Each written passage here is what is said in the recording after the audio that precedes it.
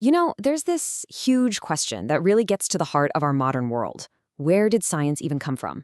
Was its incredible explosion in Europe just some kind of historical accident? Or was there a specific worldview that made it all possible? Well, today we're going to unpack two very powerful and very, very different stories about that. All right, let's dive right in. It's a fact that modern experimental science, the work of people like Galileo, Kepler, Newton, it really caught fire in early modern Europe. But the big, big question is why? Why there, and why at that specific time? Was it just a coincidence? Or was there something totally unique going on in the Christian West that laid the groundwork for everything? That is the puzzle we're tackling today. So the first major theory we're going to explore is what we can call the faith as foundation claim. And the argument here is pretty bold. It's that Christianity wasn't just in the background during the scientific revolution. No, it was the actual soil that allowed science to grow in the first place. Now, this view, which you'll hear from thinkers like John Lennox and Francis Schaeffer, basically says that the Judeo-Christian worldview provided all the essential ingredients for science. The core idea is actually pretty simple. If you believe a rational, law-giving God created the universe, then it follows that the universe must be orderly and, this is the crucial part, it must be understandable to us. The logic here really breaks down into three simple steps. Okay, so first, you start with the belief in a rational creator. Step two, because the creator is rational, the universe itself must be rationally ordered, kind of like a reflection of its maker. And then, step three, humans, who are supposedly made in that creator's image, have this unique ability to investigate and actually comprehend that divine order. See how it builds? And this wasn't just some abstract philosophical idea, right? Proponents of this view argue it was the real driving force for the first scientists.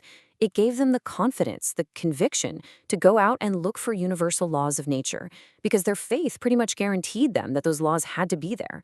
They weren't just staring into chaos. They believed they were uncovering the very handiwork of God.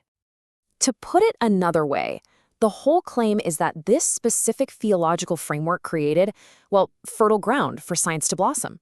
The search for patterns in the natural world wasn't seen as some kind of attack on faith, not at all. It was seen as a natural extension of it. But is that the whole story? I mean, it sounds compelling, but there's a powerful rebuttal that argues the roots of science are way, way older and much more global than that. And this side of the debate, it paints a very different picture. So, this counter-argument starts by challenging that main premise head-on. It says, hold on a second. The idea of an ordered, understandable universe wasn't a Christian invention at all. In fact, it comes straight out of ancient Greek philosophy. I mean, think of Plato and his concept of the demiurge, a divine craftsman who shapes the cosmos based on beautiful mathematical harmony. That idea was around for a long time. And just look at how deep these roots really go. You see these incredible scientific traditions flourishing centuries, even millennia before the scientific revolution in Europe. Greek rationalism laid the foundation. Then that knowledge was preserved, translated, and hugely expanded on during the Islamic Golden Age. And we're not just talking about abstract ideas here. The Greeks gave us rationalism as a tool. The Islamic world gave us massive advances in algebra, optics, and astronomy. And way over in China, they developed foundational technologies like the compass, gunpowder, and paper long before they were widespread in the West. You see, modern science is really standing on the shoulders of these global giants. Okay, so this leads to a really fascinating, kind of mind-bending idea. What if, while the West was developing one kind of science, focused on the outside world, the East was developing a completely different but equally rigorous form of inquiry? So let's compare them. Western science, as we know it, focuses on the external world. It uses tools, measurement, and experimentation to manipulate reality. But in contrast, many Eastern traditions developed what you could call a science of the mind. Their method was meditation, and their goal was to investigate consciousness itself through direct experience. Both are systematic ways of finding truth.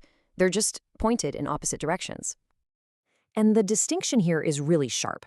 One approach basically invites you to see for yourself. It's all about personal investigation and verifying claims. The other, it's argued, tells you what to believe, demanding faith in truths that have been revealed from on high. So, if a specific theology isn't the only answer, why did modern science take off in the West first? Well, This alternative argument points to a completely different set of drivers. It's not about theology, it's about the unique social and economic forces that were bubbling up in early modern Europe. And this is really the core of the rebuttal. The argument is, it wasn't about one particular religion, but about a perfect storm of social changes. All of a sudden, you have the printing press, which spread ideas faster than ever before.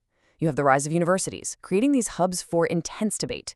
You have global trade and exploration, flooding Europe with new data and new problems to solve. And, this is so important, you had just enough fragile freedom for thinkers to start challenging old authorities. This brings us to the role of the institutional church, which, from this point of view, was, well, it was complicated. It was far from being a simple, supportive parent to science. While, yeah, some clergy were amazing scientists, the church as an institution often resisted or even punished findings that challenged its dogma. I mean, the story of Galileo is the classic example, right? The dynamic was often one of conflict, a real struggle for control over what counted as knowledge. So, at the end of the day, we're left with two powerful and totally competing stories about where modern science came from. Let's just put them side by side so we can see the contrast crystal clear. Okay, so on one side, you've got the faith as foundation claim. This story says that science grew directly out of Christianity, that it was driven by a belief in an orderly creator, and that the church acted as this supportive, nurturing soil.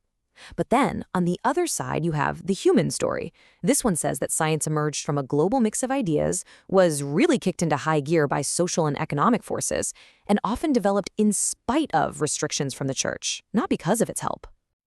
And that leaves us with a final, really powerful question that gets to the absolute heart of this whole debate. Was science religion's dutiful child, born from a worldview that prized order and law, or was it a rebellious offspring, something that had to break free from the chains of dogma to truly flourish?